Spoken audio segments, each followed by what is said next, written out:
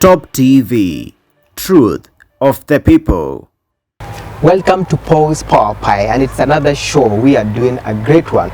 Wait, we promised that we're gonna be doing one great show, and we are starting a new season, and we are doing it in a consequential way. So briefly, we are starting a new season, and in the season we are talking about success and purpose. Anyway, just to make it simple, sijui kama huko kwenu kuna baridi kama huko kwetu.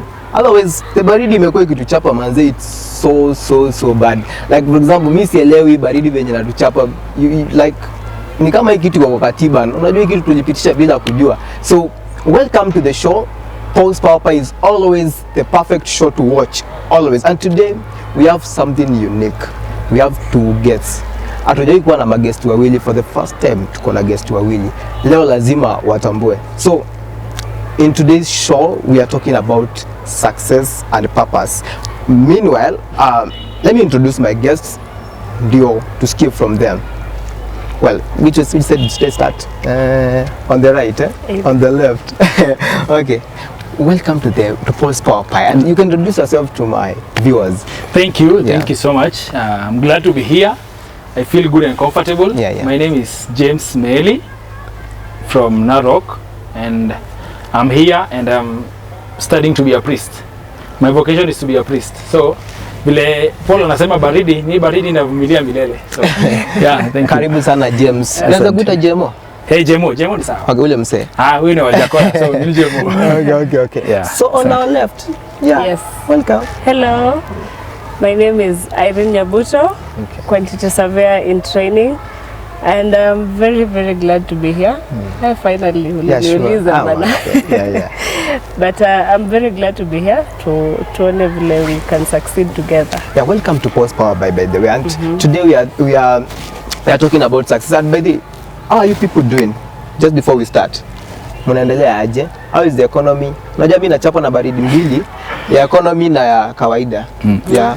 Yangu si mbaya, si unajua watu wanatoa sadaka. Wanatoa sadaka. Anyway, we are all struggling as Kenyans. So it's you know, there is a lot of inflation, so it's struggling. Yeah. Oh yeah. Nilikuwa karibu niamie hiyo, ukasema inflation ikawa sawa tu. So one day at a time, hatuwezi shindwa. We find a way through it. Sure. Lazima tungangane. Lazima tuomoke. So, welcome my viewers, and as I said, we're talking about success. And maybe nianze kwa Jemo, mniambia sile mse. So, what is success to you? Success to me is when someone is contented. That is success. Because enough can never be enough. Unaona? So, hakuna siku utasema I've accomplished this and I don't want more, I can die at this stage. We always want more. So success is when you are contented. Okay. Yeah, in all aspects. Yeah. Let me hear from Irene. I think for me success, it's fulfilling your potential. Sisi wote hatuna the same potential. So unapata mwingine anaweza kuwa president, na me the best I can be is a teacher pale. So I think ni being true to yourself na ku make sure ile potential wewe ulizaliwa nayo, you can be able to hit it. So for me ni kuweza potential yako umeweza ku maximize. That is for me, that is success. Oh, wow. I mean, there's something, Jemo, you've said that being contented, and sasa ukisoma kwa social media, ukiingia kwa vitu mingi like the media and all that, you'll see people describing many ways of success, and like money, people talking about clothing, people talking about cars, ama si kweli? Yeah, all those things. So then you said enough cannot be enough, and then you said it is being contented. So maybe you can contented in such a way, unaona in all aspects. Ukiangalia pesa, upate pesa ambaye you are happy when you have that money, and it can solve problem are always there, but as in umefika mahali unasema at least I'm comfortable. Unaona, unavaa nguo, unakula, kama uko na watoto unaenda shule, that is it. Success in one part. Tuseme sasa kwa wale maybe unatafuta mchumba, umeoa ama umeolewa, unaona? Ukiwa contented na ule mtu uko naye, when you are happy with that person, that is success. That's success. Otherwise ukienda ukiangalia kando each and every other time, you are not bado hujafika, unaona? So inafika mahali you feel you are happy. You are happy, you are contented, that is success. That is success. Wow. And then, but at the end of the day, we will never be contented. Yeah, no, we can be contented, but it takes a lot to be contented, you know. Because when you're not contented, it means you're not happy. But the moment you're happy, at least at that moment uko sawa. Unaona, like ingine ikikuja, unaona kama promotion ya job, kuna mahali mtu anafikanga kwa job anasema mimi nimepromotiwa hadi hapa and I'm good with this. For example, jeshi mtu anasema I can retire as a major, but nikipata next kama lieutenant ni sawa, but as a major I can comfortably retire. Meaning that is success. Huyo mtu ameenda hiyo field amekuwa successful. Yeah. Wow.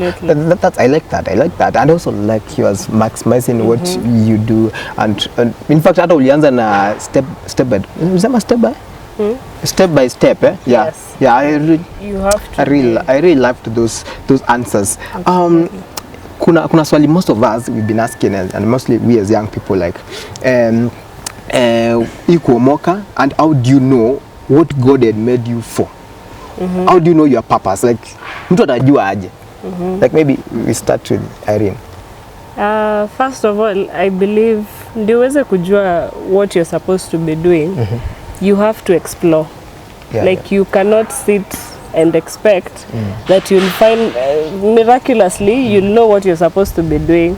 Go out there, explore, na utajipata your interests and passions, they start showing themselves hapa na pale, and then you start liking doing things more than other things, and that's how you find your own purpose. Like it's a step-by-step journey that you have to engage yourself every single day, trying new things, trying hapa na pale, unaenda huku, una engage with different people. That is how, for me, I believe you can find your purpose. It's not just an automatic thing.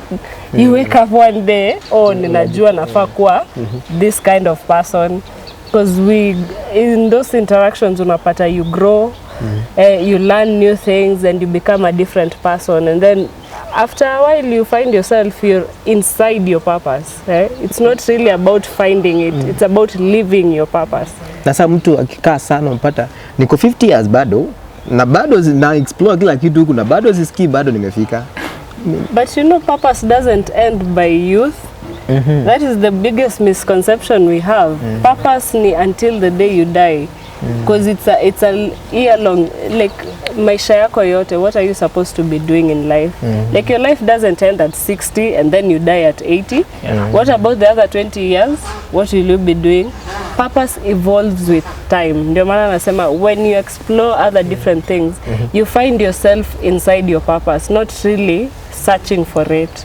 So it's not something that ends at a certain age. It's something you find every single day, and it changes. Within decades it's changed. Within a year you're a different person. Your purpose is aligned towards different things. And that is, for me, that is how I would see it. Yeah, that's a good point. I mean, what's your take? Ni hivyo vile amesema, because purpose yako kwa hii dunia inaisha when you die. I mean, that is the end. There is no more to that. But you know, the world is evolving, and there are new things kila siku. So unakutana na hii, so unaona purpose yako inaenda ikichange.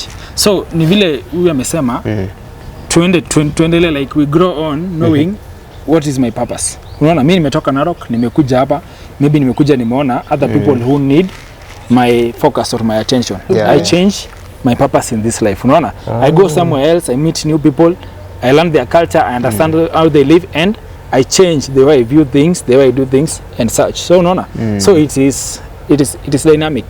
It's not static, unaona, ijasimama tu.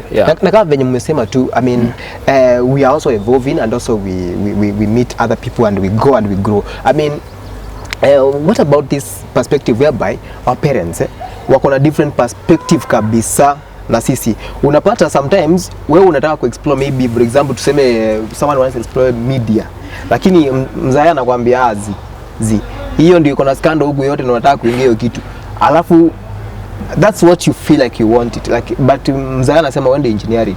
So how do we navigate that hiyo shida ya wazaya na kukusumbua manze, anataka kufanya hii, wewe unataka kufanya hii?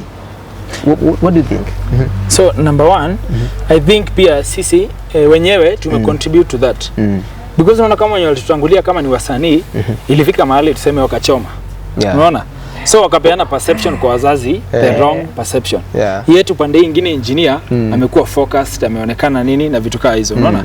So it is wewe mwenyewe you prove wrong the world, unaona? Because the world is always expecting. People are expecting a lot from you. So you prove yourself. Whether unafanya kazi gani, you prove that a person can still do this and be good, unaona? Because hakuna ati kazi nzuri na hakuna kazi mbaya, unaona? At the end of the day, so ni watu kuprove ndio upeane perception, hata mtu akiona anaweza, wazazi wanaweza admire, unaona? Number 2 pia it's generational. Maybe at that generation hawakuwa na vitu yenye tuko naye saa hizi. So I'm sure watu hii generation when it comes later wata encourage watoto wao wakuwe wasanii, wakuwe tiktokers, wakuwe nini, unaona? And stuff kitu kama hiyo. Irene amesema tuchome kabisa, unachoma kila kitu. But I also feel like I will really kind of disagree on some points because we are really tunachukua hiyo path to escape the hard things in life. Like for example, it's not that people are not smart enough, it's just because we choose not to do the difficult path. And unapata some people are hiding in the mentality of, oh, Indio, what I want to do, but it's because you don't want to stick with the things that are really, really difficult. Because wacha nikwambie vitu zingine ni ngumu. And once you start like specific courses, you find yourself like you have to put your all into it. And sometimes it scares people away. Like I don't want to be a doctor because can you imagine 36 hours of doing surgery? 36 hours, hujalala, hujakula, can you imagine? Nataka kwenda sherehe. Nataka kwenda sherehe, alafu mtu anakuambia kuja hapa. Okay, but at the same time, hakuna kitu rahisi dunia. Go kwa sekta ya wasanii, yenye maybe watasema ni rahisi, but watakuambia watakwambia this thing is not easy, unaona? So at the end of the day hakuna kitu rahisi, hakuna ile kitu ambayo tunaweza sema ati this is an escape route. I'll go to this, I'll do this. So hakuna. So I think mali mtu wako, you need to put all your effort and really focus on that and you prove that this thing is worthy, unaona? Na sasa unajua siku zingine when you're very young it's really hard to know what you want. You might think you know. How many times were you a teenager uko sure this is the way, the truth and the life? And then like 2 years later you're like, how did I think the same? Yani at times guidance ya parents ni muhimu, sikatai. Ni muhimu. But also don't forget that even if you're exploring your passions, you need your family, your friends, your support system wakusaidie ku-explore that path. Usiende tu peke yako that you want support to system go. nyingine inaweza kupoteza because unapata mzazi anasema hii boma nimekuwa daktari, bibi yangu ni nurse, lazima mtoto kutokea daktari. Alafu hiyo huko hapo unataka kuwa comedian. Aiendani, unaona? So inaweza like support system pia ukiangalia, we need to follow our passions pia. What makes you happy? Na sasa mzee kata nitafanya nini? Okay, kudisobey parents, it's hard. But wacha nipe an example kama line yetu ya priesthood. There are people wamekuja priesthood na wamekuja kukua priest bila ruhusa ya wazazi wao. At the end of the day when they are priest, those parents wanakuja wanasema mimi ni baba ya father, unaona? Mimi ni mama ya father. But akiwa mwanzo wako anakufanya nini? Anakusupport kusema hiyo maneno ya father. Nikusikie kusema kama umeenda kwa father, uenda kwako. Kuna examples watakuambia. But at the end of the day they celebrate. So it depends in kama unaifanya willingly and truthfully and whether you're into it. Isikuwa unafanya kwa sababu ya peer pressure. Unaona? Because ukifail they'll tell you tulikuambia. So I see you're saying that how much do you really want it? Yes. That's the biggest question. Like what are you willing to give up to achieve your dreams? That is the biggest. Now I think, and that is a guidance to everyone who wants to follow their passion. What are you really willing to give up? Ndio uweze ku achieve that dream you think you want. True. And another thing, right now we are in Africa, tukue real hapa. We are living in a corrupt system. How do we navigate success in such a corrupt system? Like Kenya unasikianga watu wameenda na 7 billion, wameenda na 5 billion na ni hivyo tu. Sasa na unapata we are struggling poverty. Kale kajamaa wako pale kwa ushago kanataka kusucceed, kata succeed aje? Wacha nikwambie hakuna kitu ina end yake. Unaona? Unaona hii generation yenye inatoka saizi including the politicians and all those people. Kuna pastor fulani hapo alisema anaitwa Mr. T. alisema hii generation ni ya gatherers. Unaona? Hii generation inakuja ni ya scatterers. Ule nani akikufa ule Chris Kirubi alikufa huyo? Alikufa. Mtoto wake, grandson wake alisema I don't get the sense why my father was gathering all this wealth. Unaona? Kwake it doesn't make sense. Si ati hataki pesa but haoni haja akonae zote and someone else suffering out there. And in the generations to come it will be scattering, like sharing what we have. Hakuna kitu haina end yake. Angalia kama history ya country kama United States. There was a time there were even civil wars because of corruption. Kulikuwa na watu walikuwa wameamua hao ndio wanashikilia. Unapata watu kama 10 kwa kijiji peke yake ndio wako na pesa, wengine wote hawana. Inafika end kama hiyo, unaona? So we live with hope. Unaona? So tuko na hope. Na hii generation inaenda ikifanya nini? Tunaenda tukikuwa equal, we see each other equal na kila kitu itakuwa sawa. Like we live with hope. Na kwa ule mtoto ambaye ako pale chini maybe anaona ati kuna corruption huko mbele, how will I survive? You will, because you are going to where things are becoming more better. Yeah, there's always future. Freedom is coming. Yeah, freedom is coming. Okay. And I would also say that malipo ni hapa duniani. Wahenga hawakuwa wrong wakisema hii maneno. Always when you see these people who are corrupt or they choose the wrong path, there is always a very, very bad demise that they get. Yeah, true. And wewe kama unajipenda, kwa nini unaingia maneno? But I think people, watu wengi they can survive without actually corruption. I think ni ile mentality ya watu wamejiekea kwa akili that bila hii sitafika pale. People are very talented. Watu wako na biashara nzuri zina thrive without corruption. And kuna zile corruption ndogo ndogo kama hapo ukishikwa lazima utoe 500 hapa na pale. Inabidi umetoa, but in the larger scale of things, don't be so moved by the world that you're so willing to go into things you don't understand.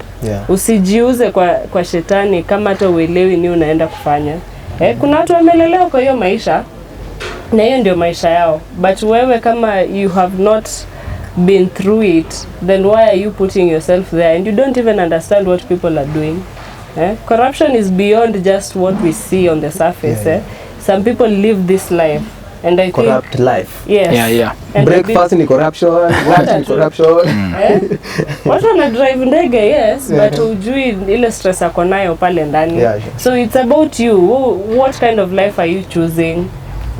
Like yes, kama uko sawa na corruption, siwezi ku advise uende pale, but pia choice yako ni wewe tu utabeba. Hakuna mtu mwingine.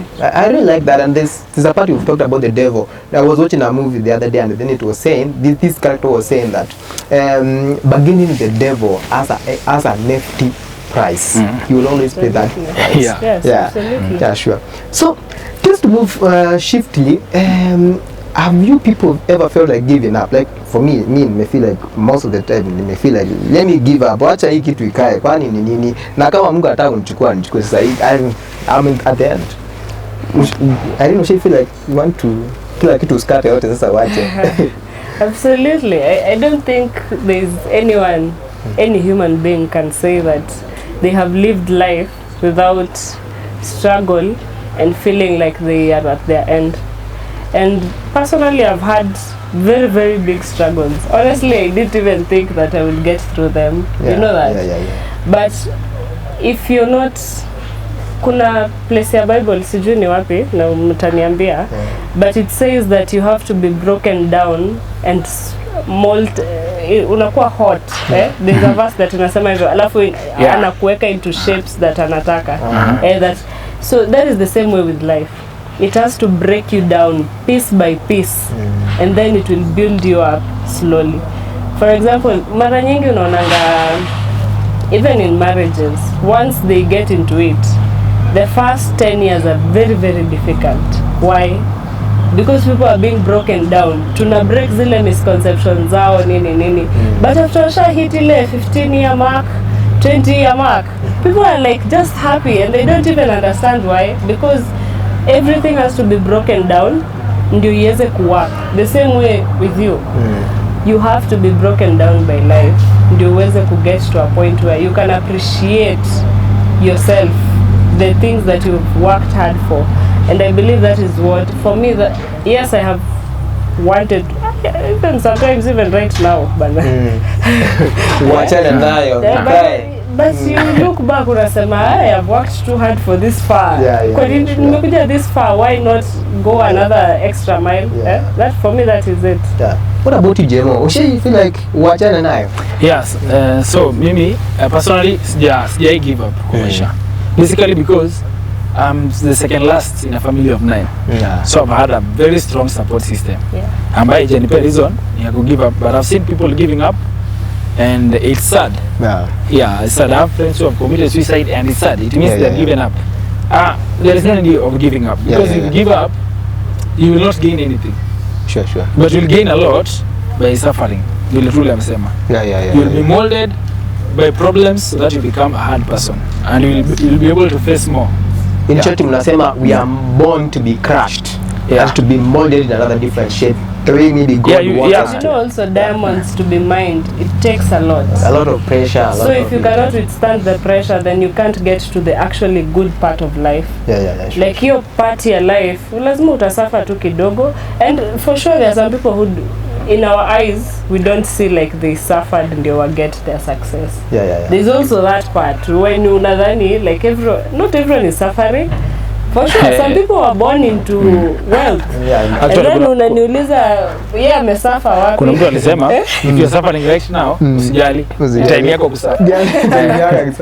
Guys, we can't finish all this topic. It's a very wide topic. Na kila mtu anataka kuomoka, anataka kusucceed. I think we can't finish this topic. We can talk up to tomorrow. Education. So just to wind up, I have each question more a hot question maybe to wind up. No problem. A brain question. No problem. So I'll start with the Malisik nilianzi hapa. No problem. Sasa Irene yako.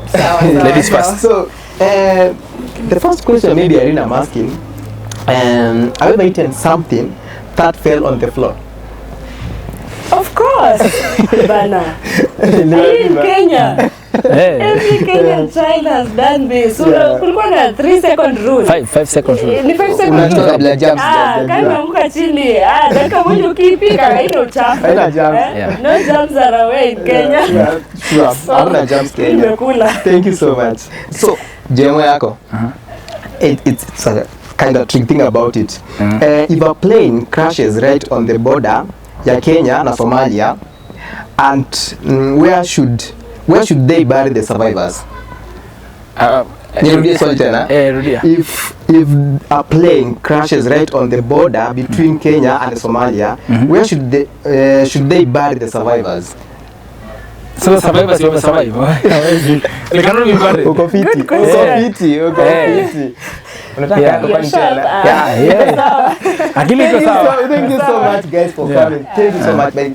I wish to call, this door is very good. I should call you again. The next session, episode. So, thank you so much guys for coming, for viewing this thing, for watching, and it has been so good for this moment. I've shared with guests and imekuwa fit. I can't thank you enough guys, Irene and Jemo, for coming, and Pulse Power Pie will always be rolling. And just before we go, I was with my mom the other day, and then she was like, ukiguzwa songa, acha kuweka jam.